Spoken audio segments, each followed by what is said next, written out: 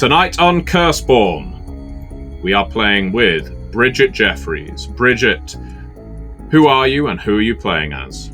Yeah, so I am playing the Lineage Path, the Hungry, Family Path, the Iscariot, and I am Gianna Rossi. And when you see her, she's one of those people that the moment you make eye contact with her, she reminds you of like a meal that your mother used to prepare for you on your birthday every year. She reminds you of that lost friend that you lost contact with, but you would love to reconnect with. She just reminds you of something that feels like home. There's something very warm. There's something very inviting. There's something very welcoming about her. I am, let's say, 5'9", maybe sitting around 200 pounds, so a little bit more of a voluptuous build. My hair is brown. My eyes are brown. Hair's usually braided back. And there's just a hint of, I want to be from money, but I'm not actually from money. So I'm wearing like a black turtleneck that is just like maybe designer or close to it, jeans, boots, but there's just something about the way that I look at you, the way I interact with you.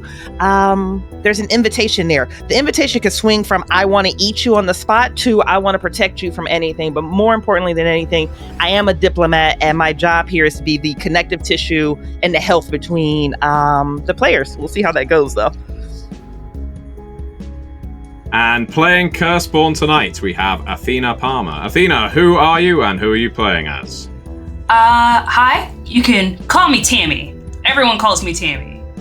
Unless you know me as Artemis. I'm from the Raptor family. I am I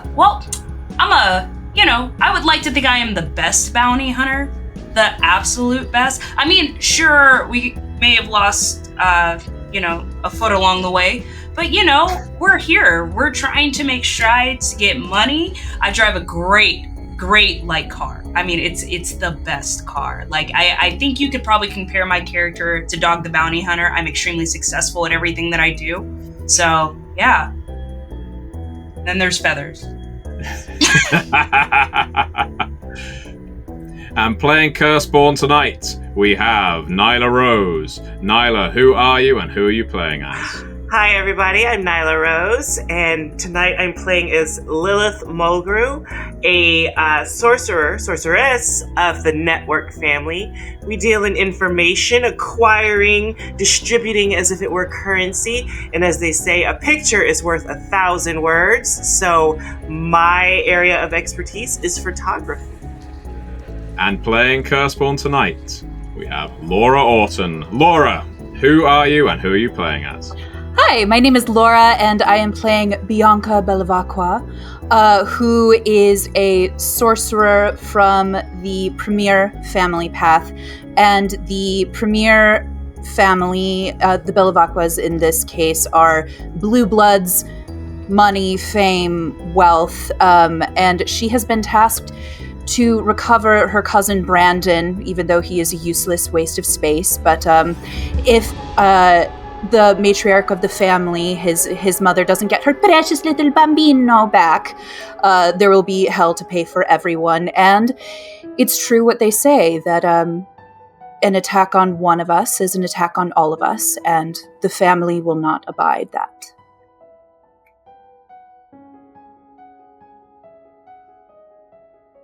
Curseborne, the last train. Most people have an idea of how they want their remains treated once they die. Some opt for a 6 feet deep Christian burial, complete with a priest leading the service, family and friends weeping around the graveside. Very traditional. Others opt for the crematorium. It's a little more low-key. From dust we are made, to dust we return. Maybe without all the singing and praying, if that's not your thing. Others opt for the more innovative options, having their remains turned into crystals worn by loved ones, or receiving a green burial, where your body is fed to a forest or the local wildlife in a bamboo coffin, or wicker, if that's your thing. Some even opt to be shot into space or dropped in the ocean, maybe to disappear off to distant shores with the hope of a one-day reincarnation in a less rotting body. Few opt for a communal burial these days. locked in a tin can that could be sized to fit up to 200 people, if most are prepared to stand. Few desire being locked shoulder to shoulder with people they don't know, buried somewhere beneath a city they don't much like, in a pitch black tunnel with the sounds of heavy breathing, weeping, pleading, and the occasional scream. That's where our characters will receive their burials. But not yet. First, we're on the surface. Standing beneath the night sky in the culture district of Junction City. Yes, Junction City again. You, all four of you, are clustered around the front doors to the Riverside Theatre. A place of, let's call it, great repute. Each of you has a reason for being here, but importantly, you're supposed to work together. All of you were called upon by the same sources, and what's more, as a crew, you have worked together before, sometimes for gigs, sometimes because a mystery, not to sound too Scooby-Doo or Buffy, needs solving, and you can lean on each other. Sometimes just because you are some of the only trustworthy friends each of you has. That's the way of being accursed. You don't necessarily have a massive network of contacts. You always have to lean on the same people. In this case, all of you are in some way connected to the theatre, or more accurately, the kid that's about to be dropped outside and enter your custody. Because apparently the kid has caused some kind of diplomatic incident, and it's up to you to get him home to Mummy and Daddy on the other side of the city. Athena, you are playing Tammy. At least that's the name you often go by. A primal of the Raptor family. You're here to ensure nobody causes any trouble, or, let's say, obstructs the transportation of this Brandon Bevilacqua kid on his way home. You've heard through your various contacts, because as a bounty hunter, you have to stay fairly hooked into the underground networks of the city, that the city's Vorari, one of the families of Hungary hereabouts, have apparently put a bounty on his head. And while you usually work for those kinds of things, you've been paid a little better by his family to safeguard the little shit's life. So, at least for today's job, you're working to protect a target rather than hunt one down. I mean, ultimately, it's up to you to, well, I wasn't going to say care for the kid. That's probably not accurate.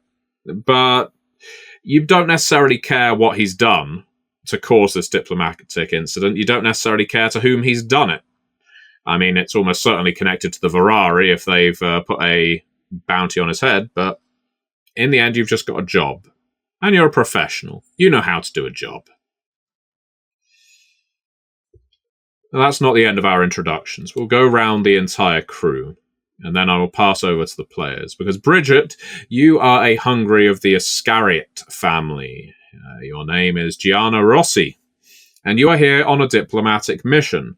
As the Bevilacqua kid apparently sicked some kind of demonic curse on one of the Hungry, you're here to mediate matters, because the Iscariots are hungry too. You're somewhat in the middle of tribal politics, it's fair to say, so you are a key player in ensuring no ripples become waves in Junction City. Ideally, you need to find out this child's motives before he reaches his family's custody, because once he is in with the Premier again, they are not going to let him say a single word, and that could only agitate matters. So you need answers if you're going to make sure the city doesn't freak out. And then we have our two sorcerers.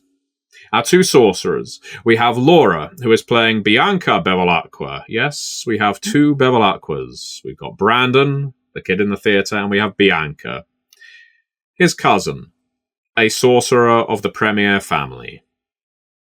Yes, you are Brandon's cousin, and yes, your reason for being here is to look after this, younger relative, as irritating, as impetuous, as frankly disrespectful as he has been. But it's less to do with care that brings you into his orbit. It's more that, well, you have a curiosity. What exactly has he done? And also, there may be a way to benefit here. Because his mother, you're all members of the same family, but his mother is a pretty highly placed sorcerer in this city. Maybe you could turn this entire event to your benefit somehow. That's what the Premier are good at. They can twist social situations to really make themselves come out on top. And perhaps you could do that. Even doing a deal with something that you ordinarily wouldn't to rise to the top. Finally, Nyla. Last but by no means least. You are playing as Lilith Mulgrew, a sorcerer of the Network. The Network is a family very different to the Premier. They aren't nearly as close-knit, and their dealings are less in reputation and more in information. Information that can topple kings and destroy civilizations. That's what the Network like to say anyway. That's what they've been doing for hundreds of years. When your kin informed you that there may be outsiders involved, demons, angels, devils, fiends, imps, and such like in this Brandon Bevilacqua thing, well, you felt compelled to get involved. If you can find out a little more, maybe even acquire a little more power through this information that you locate, then this diplomatic mess, much as with Bianca Bevilacqua, could turn to your advantage. That is a long introduction, and I appreciate your patience while I deliver it, because you are a crew, you are here.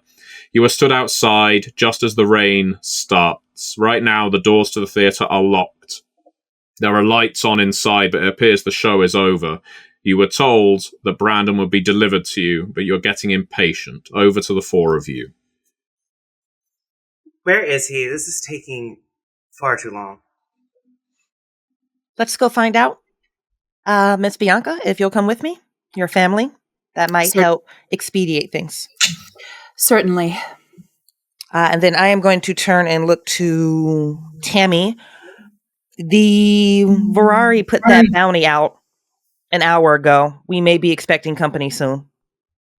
And? Well, that's your job to handle that, correct?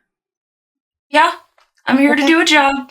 That's it. I'm just making sure that we're on the same page. As long as we're on the same page, the probability of success increases exponentially. Look, we've done this quite a few times, all right? You let me do my job, and you do yours, and we won't have any problems.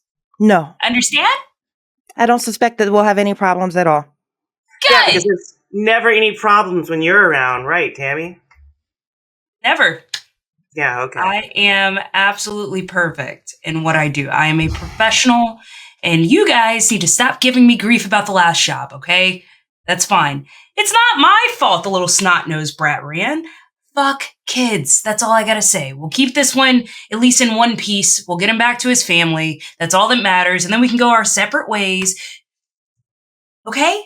Gianna, Good. there was nobody else. Nobody else was available. You had to bring Tammy. I just give you the most adoring, patient smile that absolutely relays. Nope, I called everyone else in the Rolodex, and this was the only one that answered the call. I don't articulate it, but that's what's on my face. Like, Tammy reads this situation and walks into the building, knocks on the door.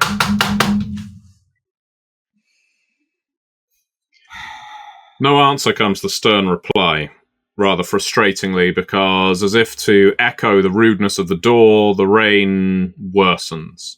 This is soon going to become a storm. Is there a window that I can peek through? Yeah, there's some small front windows in the theatre. I mean, it isn't really a building designed to allow in much light into the lobby, but yeah, you can peer through, see what's going on. Do I I see open the anything? store. Yeah, you can see something. I mean, you can see your target. You can see Brandon Bevilacqua. He is looking like he has been... Well, at first glance, it looks like he has been told off. It looks like he is a small boy, although he is not. He's about 18 or 19 years old, but he looks like a small boy whose chin is dropped to his chest, whose hands are down by his sides. And there is a big fella stood next to him. At first you think he might be John Wayne, except obviously it can't be John Wayne. It's just someone who looks like John Wayne. He's half dressed as a cowboy, you think? Maybe a sheriff? He has chaps on his lower half, a dress shirt, and he has a hat in his hand, and he is shaking his finger and shaking his head. You can't hear what's being said. Brandon, for his part, isn't responding. The sheriff just waves his hand as if to say, you're a loss, and just walks off. It appears you don't need to wait for much longer, because Brandon now trudges over, head still down, like something out of Peanuts, and heads over to the door, where all of you are gathered. You guys, I see him. I think he's... Can I open this door? I think he's coming this way. Okay. You hear the lock click on the other side of it, Tammy, and it opens slightly ajar, and you can see Brandon Bevilacqua. It's fair to say he looks emaciated at this point, now that you can see him more clearly. And yeah, it's dim street light, but there are lights over the porch of the theatre. You can see his skin is sallow, pale. He looks sick, like he's strung out. Bianca, you know him a lot better than anyone else here. He has never looked the finest figure of health. He's not exactly an outdoorsy kid, but he looks worse. He looks like he's been up several nights straight playing some MMO without a break, and smells a bit like it as well.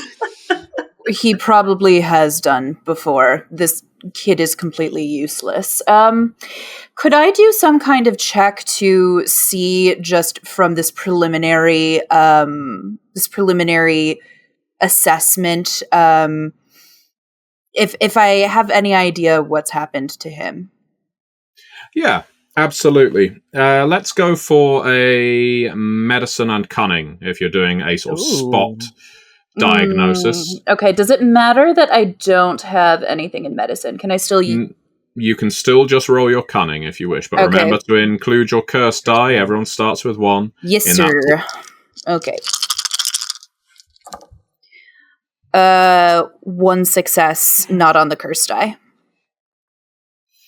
Okay, so with your 1 hit, you can't tell clearly. I mean, your instinct is something supernatural, which would make sense if the Virari are involved, if there is some kind of incident brewing that could cause ripples across the city, as mentioned. But from your spot diagnosis, you can't determine the exact cause. The door is suddenly pushed open fully. The cowboy stood there again. He has Brandon's jacket in his hand.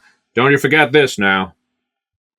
He pretty much throws at him. Brandon's hand goes up for it, misses. He leans down, picks it up.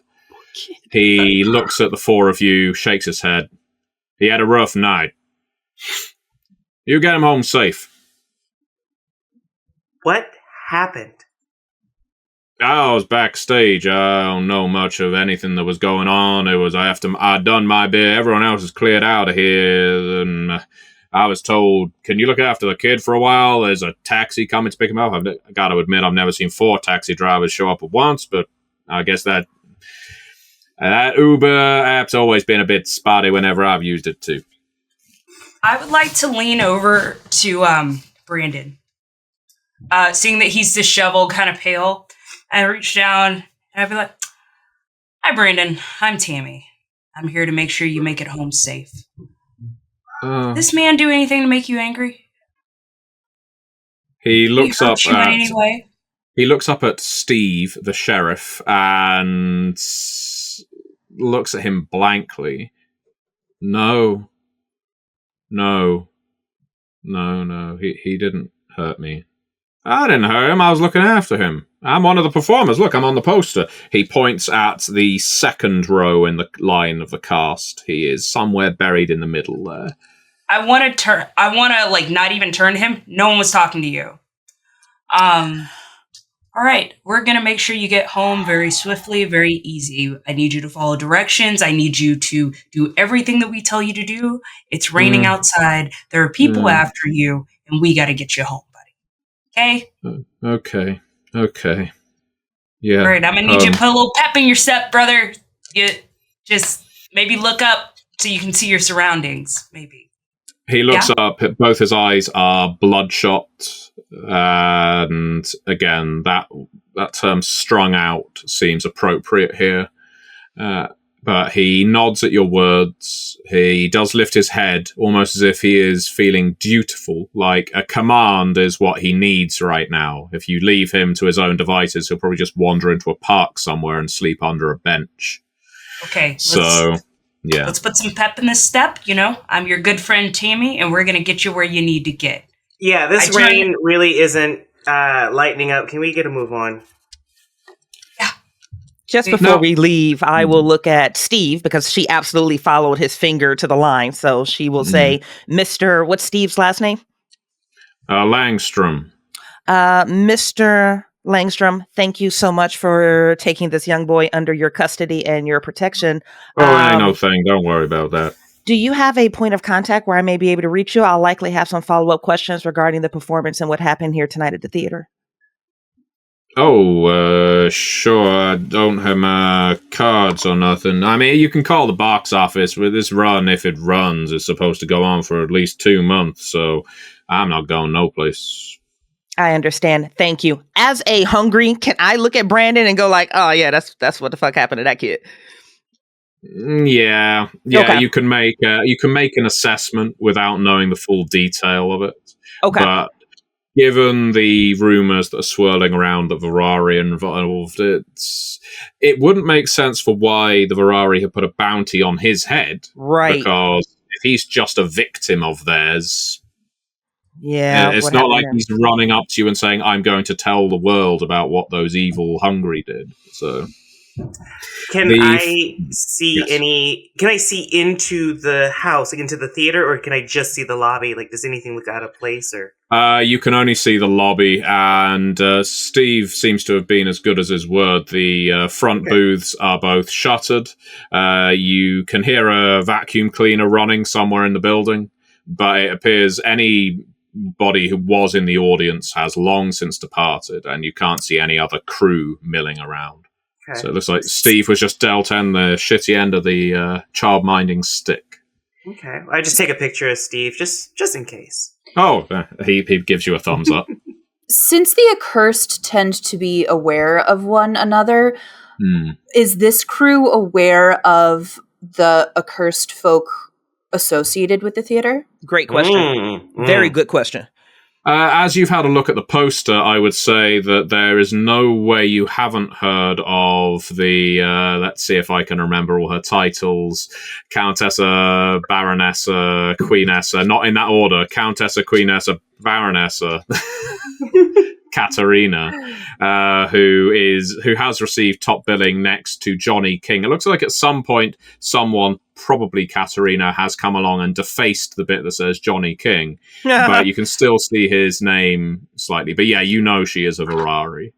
Things perhaps falling into place. You don't know the details, obviously, but you know that she is one of the Virari, one of the most prominent ones. She isn't a permanent resident of Junction City, but she passes through enough. And it seems whenever she arrives, drama follows, and not the kind of drama that she purports to be an expert at. Wrong. I'm offended on behalf of my other character.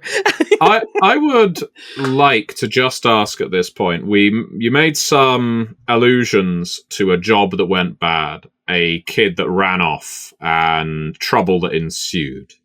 Could you tell me a little more about that? How is it that your characters, specifically toward Tammy, have become quite hostile, let's say, or bitter? What went wrong exactly? What was the job that all of you were looking into? I, as a gatherer of information, have eyes, ears on the ground. I heard of this job. I did not work with anyone directly involved, but I heard about the tale that went awry.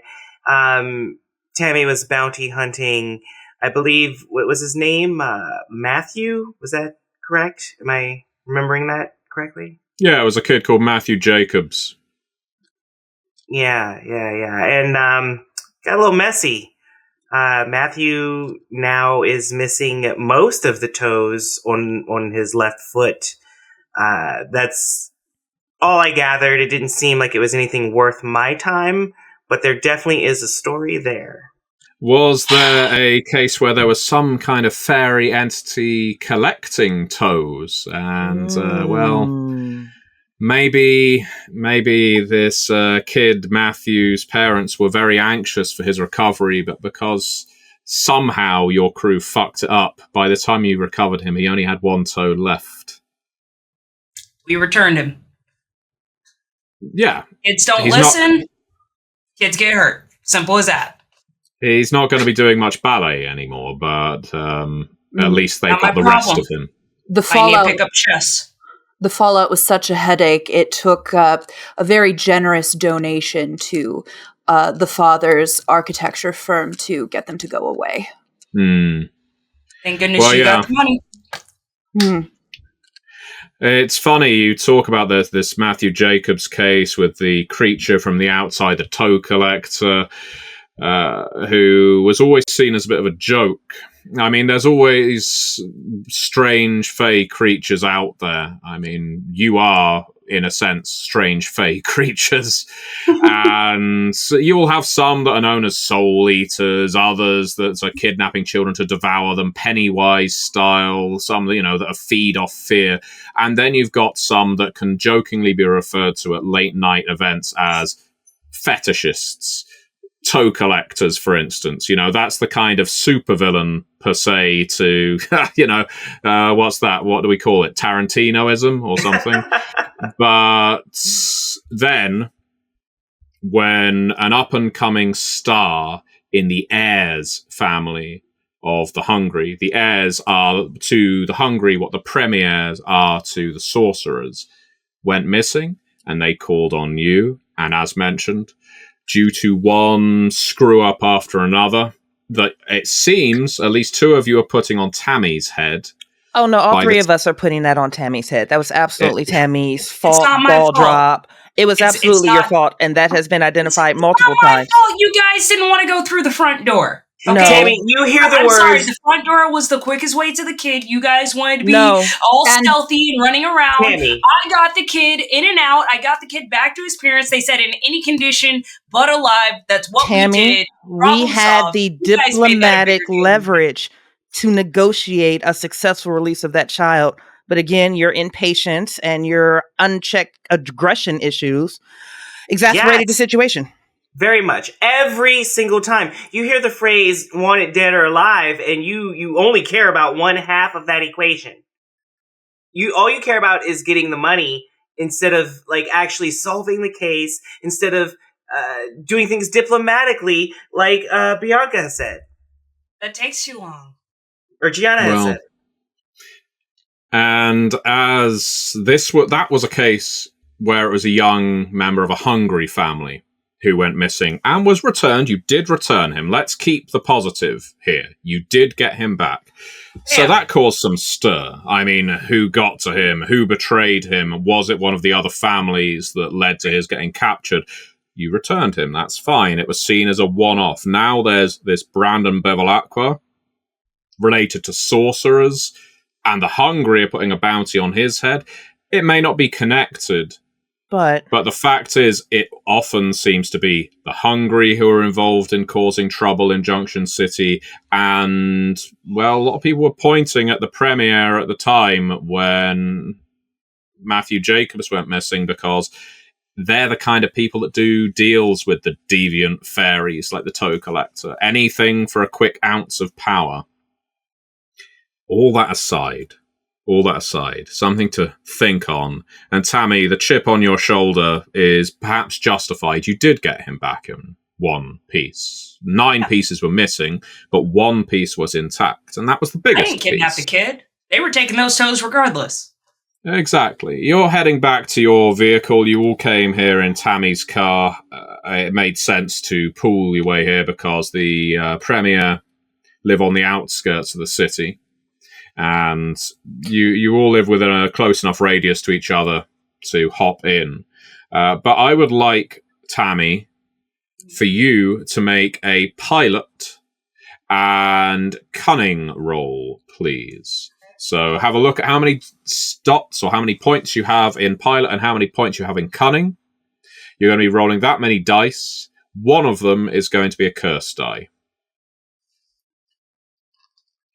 And tell me how many 8s, 9s, and 10s you get. Remember, 10s count as 2 hits. 8s and 9s are 1 each.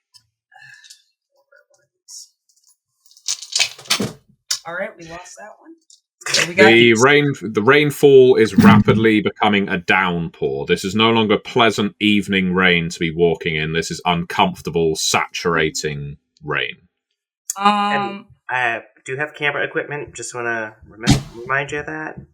It's waterproof bag, but it's my curse die is a 10. I have 1 8, 1 7, and another 8. The other 2 failed. Okay, well, that is a good roll. You definitely succeed, especially with your curse die. This means it's a wicked success. Hey! What does the wicked success mean in this case? Firstly, here's the outcome of the wicked success. Brandon looks up at you, looks you in the eye, and says, "Thank you, thank you." And he takes you by the hands, Tammy, and says, "Thank you for protecting me. I really needed it." And he actually falls on you and wraps his arms around you. Now, Tammy, Artemis, that's after all your real name, this kind of physical affection may not always be your thing, but you can actually feel right now this young man's desperation, his fear, his panic. He can't let them out. It's like there is a numb barrier between him and emitting those emotions. But right now, with his clinging onto you, you can feel all of that almost stirring inside him. Perhaps because you are a primal, you're very keyed in to surging emotion. It's uncomfortable. But I reach like one hand over and give him like the pat. While that's happening, I go, "Aw," and take a picture, and I shoot. But the picture is me going like this. I shoot Gianna a look of like, yes. Yeah, and Bianca, this seems like a bad idea. Bianca's like, delete that now.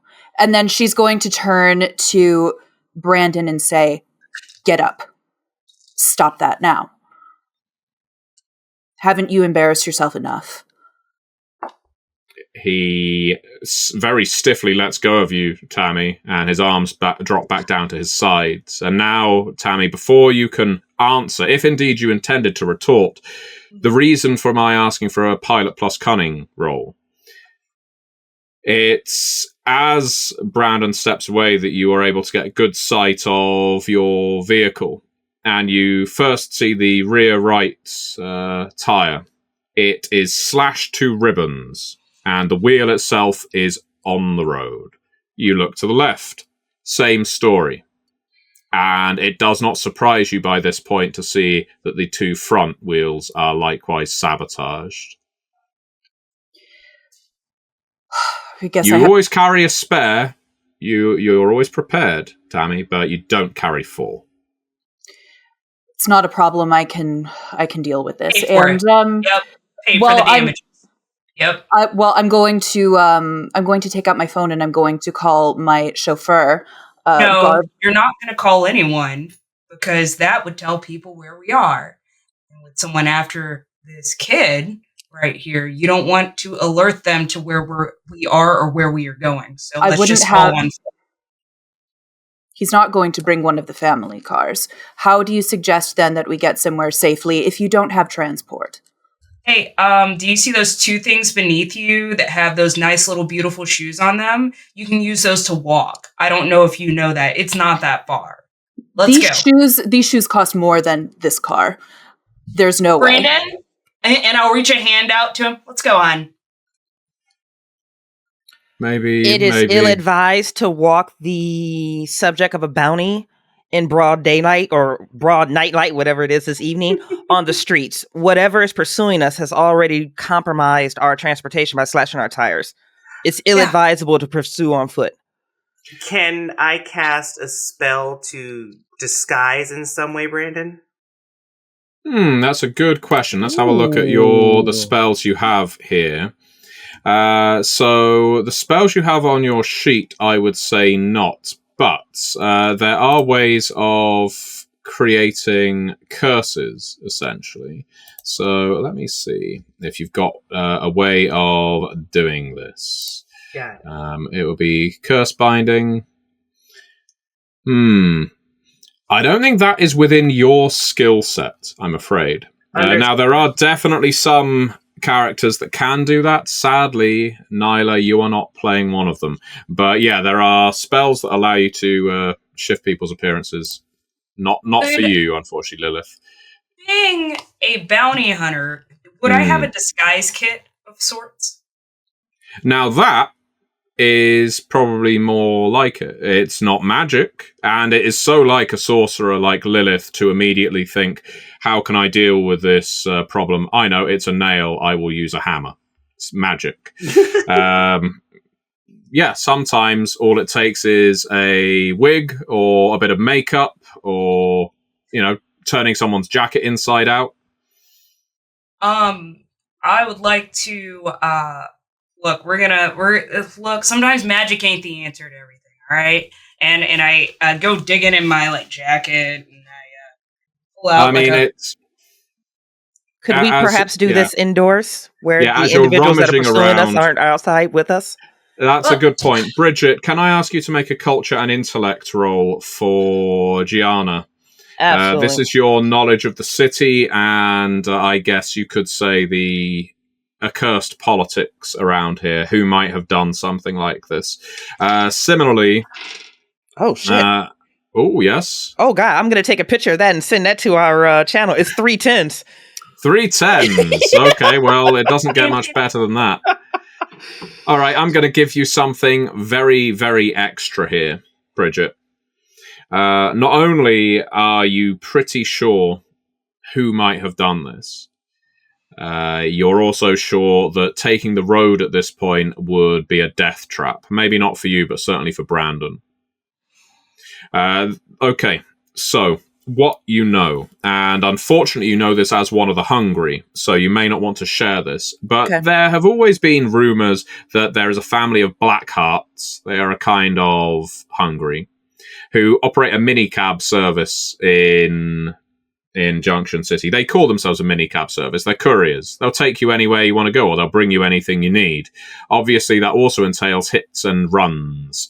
In this case, some kind of sabotage. They say in the olden days, let's say 40 years or prior, they were a biker gang. That's not so popular these days. Nowadays, they're just as likely to be Uber drivers, cyclists, couriers, bikers, that kind of thing. Either way, given that you know that there is hungry involvement in this and the Blackhearts are opportunists, they will see a way of profiting from this situation. They may not want to engage you directly, but slowing you down so that you end up, let's say, calling a cab. Or, as Bianca suggested, calling a chauffeur. The chauffeur would at least be reliable, but the car would be recognizable, because the Premier do not do things subtly. So there is a solution here, and it's one that certainly Bianca is not going to like, but Tammy, Lilith, Gianna, at least you've used this method before. You can always use the subway. Oof. Ugh. Oof. Not many hungry will use the subway because, well, although it's a fine place to feed, they have pretensions of being above everyone else. Public transport, please. But it means you're off the radar. If they're expecting you to call a chauffeur, call a cab, or even walk it, at least now that's not going to be the case. And there's a subway station not 10 minutes away from where you are now. So the first thing I'm going to do is I'm going to activate one of my torments, which is inserting myself into conflicts that don't concern me. This boy's emotional well-being is now my personal objective in all things. So I'm going to summon little Brandon to me, and I'm going to wrap my arm adoringly around him because I can give him the affection that he needs. I can fix it. And then I'm going to look over to Lilith, and I'm going to say, do you remember that job that we had in Akron? And what I'm implying, at least on this one, is this job that we worked on did involve the Black Hearts. So this hungry did betray that part of my family, my lifestyle, to whatever job that Lilith and I did. I think we should call the chauffeur. And I think we should do what we did in Akron. I think we should look at the subway. Oh, the old decoy play.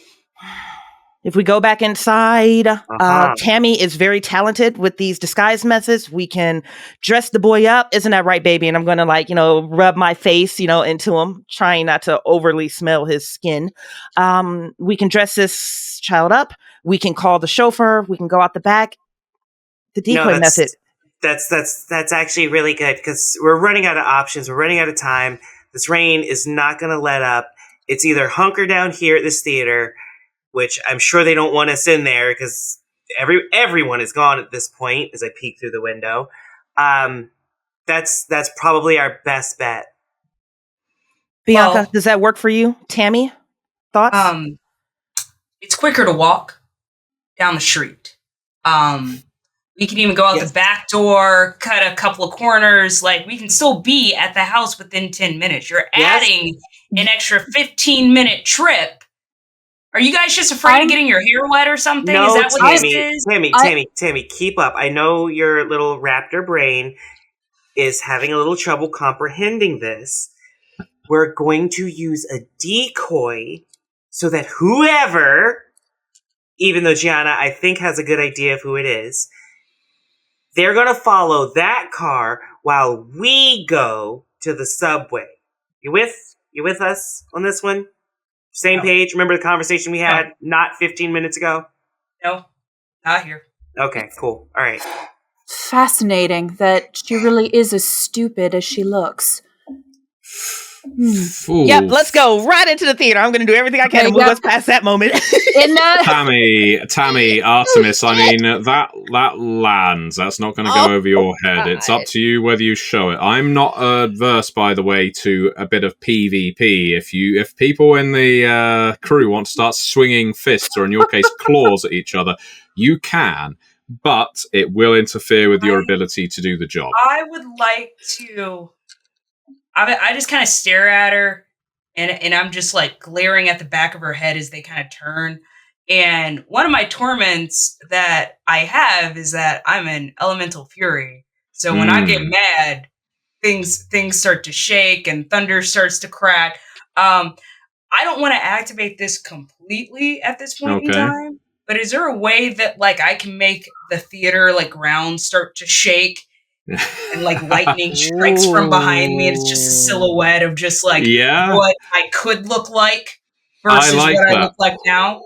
Yeah, it's a bit of narrative heft. It's leaning into one of our other games They Came From a little, but I like it. I like the idea that, you're looming, you're staring, you're pissed, and with it, the thunder rumbles, the lightning crackles and strikes, not immediately in the vicinity, but certainly the sky is briefly illuminated. And Bianca, that allows you to catch sight of Artemis, because when she's wearing this mask, she's Tammy. Mm-hmm. When she drops it and drops this fragile human silhouette, she is Artemis. And for that moment, as the lightning illuminates her, she doesn't look human. She looks like a huge, scaled, winged beast with great snapping jaws that, frankly, with all the money in the world, you don't want to fuck with. Maybe the beast is who we need. And I think even though, because, as a sorcerer, you have access to power, but it's not innate. It does shake her a little bit, but she's not going to show it. And is going to keep walking and she will call for the chauffeur, but she's going to tell her usual chauffeur Garvey to send Edwards, who she does not particularly care for, so if something happens to him, she doesn't care. That's the spirit. Well, you do that. You get your chauffeur, your second chauffeur, on the move. That is one of the connections, your contacts on your character sheet. It's a damn shame at this point you're not a member of the network, because that would be a wonderful time for Nyla's character to sacrifice a connection there for a hint of power. But who knows? Maybe that will still work out. The truth is, as Tammy was saying, you could, in theory, walk it. But it's more accurate to say Tammy could walk it. Tammy is a lot more physically able than the rest of you. And what's more, isn't constrained by things like, well, the need to put feet on the ground. She can fly if she needs to. What's more, she could probably carry Brandon, but you've got all of these people with you. So the subway it is. There are some benefits to using the subway. This isn't a city advertisement, I can tell you. One, it's cover. There is a sense of relief that washes over all of you as you enter underneath the concrete overhang, and now you are no longer quite so soaking wet. I mean, you're still as wet as you were when you left the rain, but you're not going to get any worse. There's more. This late at night, the subway isn't going to be monstrously busy. It's not like you're going to have to press your way through crowds. This isn't rush hour. This is post-theatre time. You're looking at about 11 o'clock at night, closing in on midnight probably. And Brandon, well, he doesn't exactly have a spring in his step, but you're able to tug him along almost on a leash with a certain level of reliability. He's not fighting against you. As you enter the subway, what's more, one more benefit for those of you who are a little more spendthrifty than Bianca, there's never any kind of guard, porter, cashier on duty this late at night. The turnstiles will run freely. You can just walk straight through them, head down the steps, make your way to the subway car. So that's a couple of dollars you can save. There are some people gathered around in this forecourt area. Youths, I suppose you might call them. Just a small gang of teens huddled around a poster for the play that was in fact just on at the theatre, The Bitch is Dead. They're lighting up, passing around a bottle of some cheap cider. Scruffy tracksuit pants, baggy shell suit jackets. In a way, they look like throwbacks from the 1980s or bad imitations of New Jersey gangsters. This is obviously a fashion about which you probably know very little. What are you looking at? Is Bianca just completely disgusted right now? She's doing her best to not touch anything. Can I want to be like a few steps behind her, and I notice this, and I say, Bianca, don't move. Oh my God, don't move an inch. What? Turn around very slowly. She's gonna kind of do like a quizzical look. And as soon as we make eye contact, I take a picture. Click! Oh my God, the look on your face is priceless. Have you even ever been in a subway? Do you even know what this is? I know what a subway is. Specifically not answering the question, has she been on one before? Yes, I'm familiar with what a subway is. I've heard of such a thing. I would like to walk over to... Oh, I'm sorry, go ahead. I was like, this picture, this might be my Sistine Chapel. This is going to be one of my favorites for sure. Lilith, oh my God. What? We have Bianca Bellacqua down here in the slums. Why are you yelling her name? I say as I walk past. I want to go to the gang. Hey, can I have a swig of that? They look at you, and you know what? You look more like them than any of the rest, so yeah, they passed you the bottle. I mean, it's a polite enough question. Thank you. Yeah, that's some rough cider. I mean, it's just high street bodega stuff, but yeah, well, this is the kind of thing 17, 18-year-olds like to do. Yeah, they don't have the culture to go to the theater, clearly. So I'll like reach into my jacket, pull out cigarette. Oh yeah. They're all taking a smoke from you. No shit. And I'll turn as I turn to light my cigarette. I kind of nudge them on to go in the next cart. Mm-hmm. Well, you do move them on, and that actually takes you down to the train platform. They were only hanging around for the next train, which you can actually see from the signs above the platform is the last train for the night. That's right, it is the name of the session. And you're not alone here. You did the thing. Yes, he did the thing. He said it. He said the thing. I hate him so much. Every day. It wasn't just a clever title. Yeah. Fucking Matthew Dawkins. Others have clearly had the same idea as you, probably just to get out of the rain. There are other people here on the platform, and this train might end up quite full. But any one of you knows that keeping Brandon apart from the bulk of the passengers would probably be a good idea. You don't know who all these people are. Accursed tend to be able to sense each other, no problem.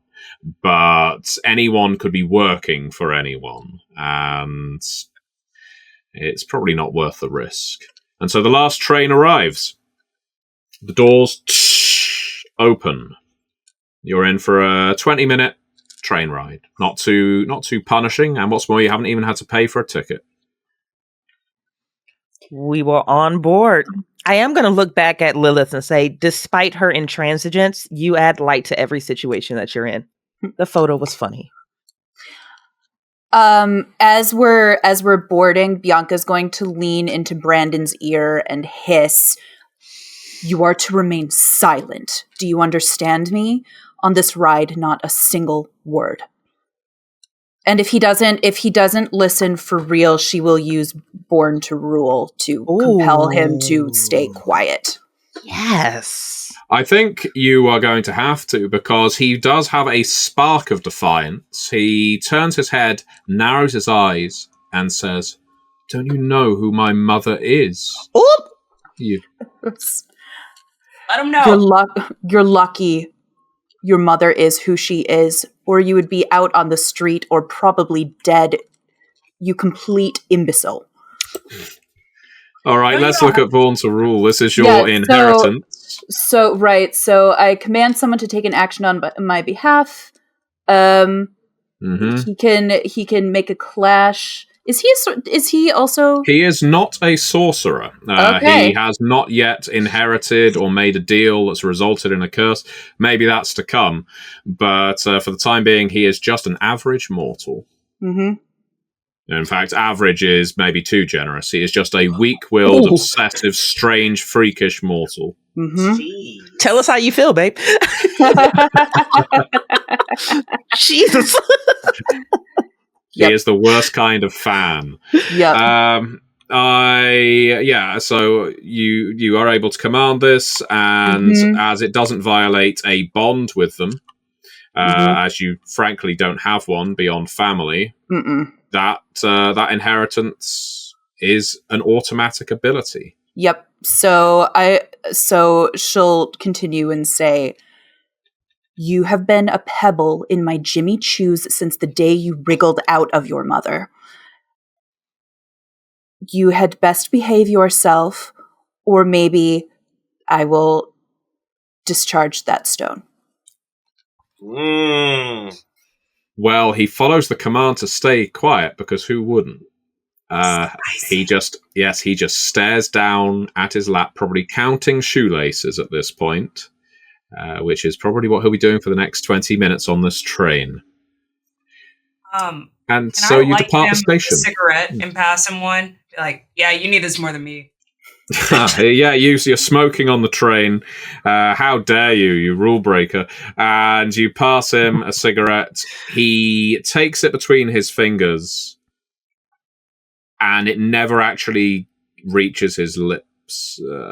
Bianca's words have cut through his brain like surgery. And he, as if what Katerina did to him earlier tonight wasn't bad enough to drain him of, well, himself. Any last shred he had of fight has just been crushed by his own family. Maybe at one point he thought going back to the Premier, the Bevilacquas in this case, would be a sanctuary. Now he's just determined, he is sure, that he's just swapping one hell for another. So that's happy. The train rattles along. Lights from outside the windows occasionally flashing inside to illuminate the carriage's inhabitants. You're not entirely alone. As mentioned, you would have picked a carriage that isn't too full, but there are a few others in here with you. There's an old woman, huddled over her shopping bags. She was on the train before it got here. She might be asleep. There's a middle-aged man, round at the middle, dripping as if he was out in the rain for an hour. He's standing. I mean, you probably wouldn't want to sit if you're that wet. Based on his black shirt and pants, you suspect he might be a priest or just someone who likes the colour black. A young couple, two guys dressed like they have come back from the club, are paying zero attention to anyone else. They are just necking, kissing each other quite happily. They've obviously had a good night out. Woman in a suit sits alone, writing feverishly into a notepad. Maybe she's catching up on some late-night work. And finally, the strangest of inhabitants on this carriage, aside from all of you, is a man with a shock of white hair. And by a shock, I mean he looks like he has fallen out of a hair metal band circa 1992. It's blow-dried all the way back. His eyes are wide, and his smile is equally as wide. He is staring at all of you. And he wears stonewashed denim jeans, so again, in keeping with the fashion of the time, let's say. A t-shirt that simply has an upside-down crucifix on it, and 3 scars running sideways across his face.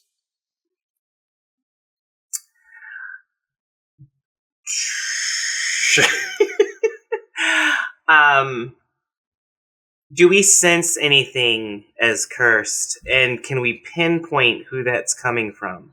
Good question. You can, as I mentioned, determine whether someone is accursed just on instinct. No one in this carriage is, including the strange staring man. I'm not worried about him. I'm worried about the old lady. The one asleep over her shopping bags. Yeah, she seems a little out of place and way too comfortable. Mm-hmm. How far away are we from her? She's only halfway down the carriage. You could get to her in about 4 steps. I want to use the lens on one of my cameras to just kind of like observe her from afar. Mm-hmm. Do I notice anything out of place about her? As you look through your camera, very good idea, Nyla. Because that is a great idea. Cameras are often a good way of piercing illusions. They can pick up on things that the naked eye cannot. The old woman who has sort of buried her shopping with her torso, she's just there, clutching it, like a rough sleeper might with their only belongings. Her body is a shell. Inside her is a source of power, maybe something phantasmal, ghost-like, spectral. She's not one of the dead, so she isn't an accursed like you. There are plenty of undead, plenty of ghost-like creatures that might possess a body. Sometimes they are incredibly low-key, haunting-like creatures, phantasms. Sometimes they're more insidious, voids that basically hollow people out from inside. Your impression from what you can see through this lens, it's like looking into a black hole. You think that, yes, there is a void in this old woman, and how long it's been there you don't know, but it's a little like a supernatural cancer that's just allowing her to bob along in life, and otherwise is just feeding off her energy before moving on to someone else. Gotcha.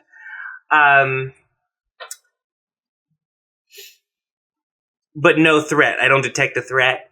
It doesn't seem bothered with you. Yeah. It's enjoying its meal. Okay. Ugh. I definitely want to pass that information along. Hey guys, I don't know if anybody else can tell, but we're not alone on this car. I don't know if you knew that. The old lady over there, there's something going on funky with her. I don't think she's a threat or anything, but let's just keep an eye out. And Bianca doesn't say so out loud, but thinks to herself, this is why she lets Lilith take those stupid pictures of her. Because she's good at what she does. There we go. There is a positivity to this relationship after all. It isn't all razzing and mockery. Not completely. Not completely. All right, so I don't detect anything with her. I hesitantly move my camera over to the priest. Just a human being. Just a very damp human being. Okay. Guys, I think we're mostly good. This might be an easy night. I mean, the freaky weirdo down there in the jeans, we can keep an eye on him. I think we can relax. Let's celebrate when the job is done. It's fair. I'm just saying, I'm not as stressed out as I was at the start. I go sit next to Brandon. And I kind of lean over. You know you're an adult, right?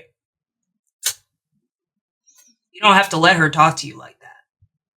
He shakes his head. He knows not to speak. He was told that he'll be removed from her shoe if he speaks. You think she's ever got her hands dirty? Look at those red bottoms. Look at them. I bet you she has 12 people clean them.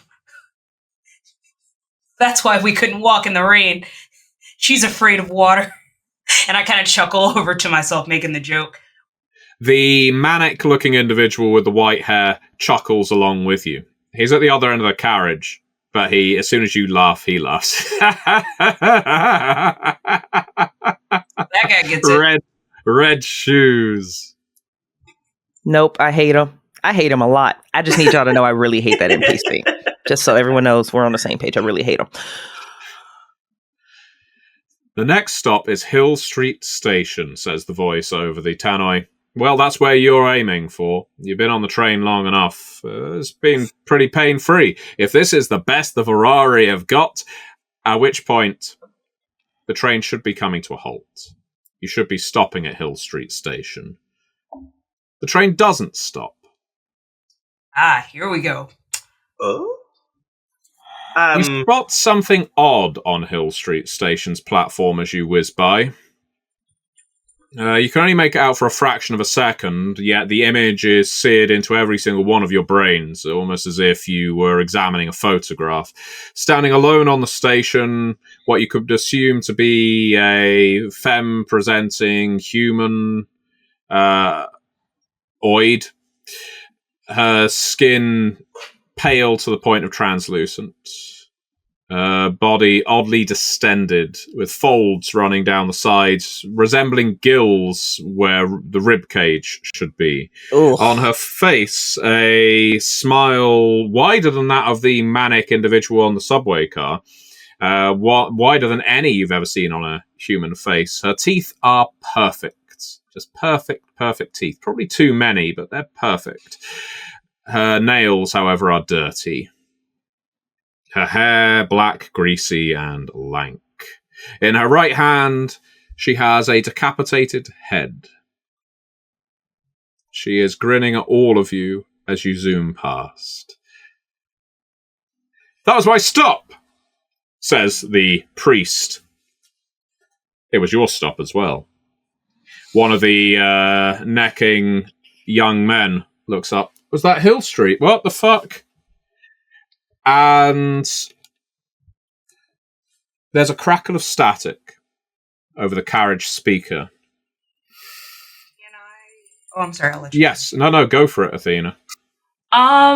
Because of my ability, once I see that happen, I'll throw my cigarette down. Can I use curse know-how? Because Nyla's character told us that the ghost lady was presenting an illusion. And this ability allows me to steal the curse from someone else in the scene. Mm-hmm. Yeah, you can steal a curse from someone else. And then I gain a number of curse dice up to my entanglement. Yeah. I would like to steal her ability to make that illusion. Oh, okay. So what's the intention here? Are you intending on disguising Brandon properly? Is that what you're thinking? Or what's the illusion? Or are you just stripping it off the old woman? You tell I me. want to strip that... I'm sorry. I would like to... Is there a way I can just make Brandon, not there? The illusion is that he blends in with the scenery perfect, as if he's invisible. You know what? I'll go for yes. It may not be permanent. In fact, it definitely won't be permanent, but it will affect him for this scene. Roll Esoterica plus Manipulation, please, because this is against a supernatural creature. You are trying to essentially strip the void, this undead parasite, of its illusory protection. So... I like this. This is playing a bit creative with the rules. This is something Storypath is good at, so go for it. I got a 9, a 7, and then an 8 on my curse die.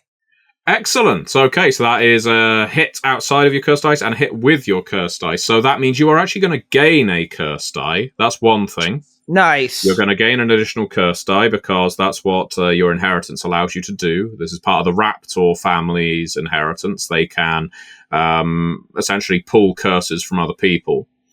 And what's more, I will suggest that it works exactly as you planned. If you had not got a wicked success there, I think it would have been somewhat what you were after. In this case, you were able to do it without... Maybe the void was just unaware of your presence, because all of a sudden, the old woman just melts away. Maybe it's the void's last chomp or gulp or something like that. Maybe just deny it of the flesh sack that it was draining, because now it is just a black blob with tendrils spooling out of it where the woman was. Brandon disappears. This all happens in quick succession. So the old woman melts away. The void becomes apparent. Brandon vanishes, more or less melts into the tartan stitching on the subway car seats. And then, as the white noise that's crackling over the carriage announcer gets louder and louder, there is a series of painful judders as the train's brakes are locked on again and again and again. It's like someone is trying to stop the train and just can't make it happen. Can I ask all of you now, and you can choose here which of these you're going to roll, athletics plus dexterity or close combat and might? Essentially, athletics and dexterity is going to allow you to more or less balance. Close combat and might is going to allow you to hold on to a safety bar or something. What we are looking for from each of you here, because you are more or less being thrown across the train carriage, is I need 3 hits from each of you. And I know this isn't your forte here. None of you are particularly good at this, aside from Tammy. Would there be a possibility of me grabbing him because I know where he is? Yeah, you can. If you grab Brandon, I'm going to... Or can I tell him to grab me? Yeah, if he comes on to me? Yeah, I will give you a complication on top of your roll here. Because you are trying to look after Brandon as well. So you need to get 3 hits to succeed. You need to get 4 hits to avoid Brandon falling. But he doesn't need to make the roll for himself, which is just as well, because he wouldn't. So we'll go around the table. Start with Gianna Rossi. How many hits did you get? Yeah, so I'm just going to say, like, narratively speaking, and feel free to pick up and run with this. The second that woman comes into view with the folds and she's holding her head, just instinctively, I immediately rise almost slowly to my feet, and I take a step forward into the center of the aisle, locking eyes with her, almost like, if this is the game that we're going to play today, I promise. And then I didn't get any successes. When the brakes hit, so then you were nothing. thrown, as you were feeling confident, you are thrown down the carriage. Okay, you can take an injury. Okay. So knock out one of the circles on your injury tracker, please, Done. Bridget. And you are also, for the sake of status effects, stunned. Okay. Which we will have pop up on the screen during the actual production of this, so the audience know what that means. And let's go around to Nyla. How did Lilith do? 1 success on the curse dice. It was. Other 2 were just fails. In that case, unfortunately, that is not enough to beat a difficulty of 3. So likewise, you totter. I'm going to suggest that as you got even 1 hit there, you don't take the stunned status effects, but you do still take the injury. Right. And how about Tammy? How did you do with your aiming for 3 hits and, 4 hits in total? I can't see 1. My curse die, I got a 10 and a 7. And then it looks like I have 2 9s in here and the rest are like 2s. So I get 4. Yeah, I mean, you pretty much dig your talons in, if they were visible, into the floor of the subway car and hold on to Brandon for dear life. You don't fly anywhere. You are pinned to the seat, and so is he. And that takes us to Bianca Bevilacqua with your Le Boutin shoes. Yes. I got a 10 on the curse die, but just the 2 successes. Okay, so 2 hits. 2 hits is not going to be enough, but do continue. Could I, while she's flying, use transmutation to turn my purse into like a cushion? Yes. Oh my God, that's so good. Bougie ass over here. Bougie. I fell into feathers. Yes. Oh no. Disney princess on a subway car. That is ridiculous. I will not make contact with the dirty. No, I'll allow you to do that, Laura. Okay. So your spell transmutation requires you to bleed a curse die, as we've said. Yep, worth it. Let's not forget, by the way, everyone does have momentum. We do have a momentum pool in this group. No one's failed yet, so that means currently there are, if we include me, 5 points of momentum that you can use to buy enhancements if you get 1 hit. But let's remember that from now on. So transmutation. You bleed 1 curse die, activate the spell, designate a single object you own. The object transmutes from ordinary to extraordinary, changing material and so forth. You're turning your handbag or your purse into a cushion. Okay, I will say, because I love the idea of that you do not take any injuries. Good for you. I'm proud of you, Bianca. That was a very creative use of your spell. But I think this means your damnation is going to trigger. Yep. Oh, so delicious. Let's go. All right, then. So, the damnation for sorcerers. You have a burning desire to use magic in any situation. The more you use magic, the more you want to keep using it. Your cursed dice pool has reached 0. So now you will cast spells without restraint. You must use magic to solve your problems, even if it's wildly overkill. So keep it in mind. When you do this, that in a way that disadvantages everyone else, well, congratulations, you're going to gain a curse die or momentum. If you sacrifice something as well to resolve this situation, and you need to sacrifice something meaningful to you, you're one of the premier, then the damnation will no longer have effect. So for now, it is in effect. But have a think about what you might want to sacrifice when the time comes.